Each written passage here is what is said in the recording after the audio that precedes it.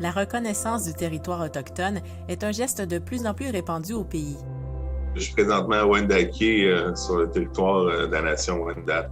Signe de respect et de politesse, cette pratique est courante au sein même des différentes communautés autochtones. L'idée, c'est de reconnaître qu'on se trouve sur le territoire. De la même façon que normalement aussi chez les Premières Nations, on va aussi se présenter, dire c'est qui notre famille, d'où ce qu'on vient, pour que les gens puissent bien nous situer et nous reconnaître.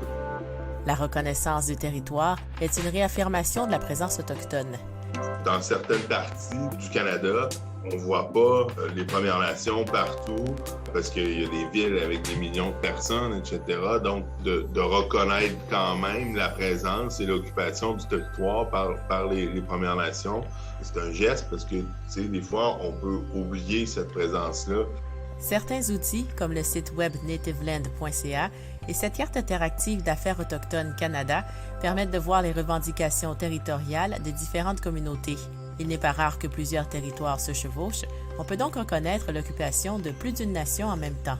Il faut comprendre aussi que géographiquement, il y a des endroits que c'est des carrefours. D'une façon naturelle, s'il y a 3-4 rivières, les rivières, c'était les autoroutes. Donc, si c'est 3-4 rivières qui arrivent de 3-4 régions géographiques différentes, bien, forcément qu'il y avait des rassemblements puis des rencontres à ces endroits-là. Reconnaître le territoire d'où on vient, en plus de celui où l'on se trouve, donne encore plus de contexte. Et apprendre certains mots dans une langue des Premières Nations est un autre geste qui démontre une volonté de rapprochement. On est.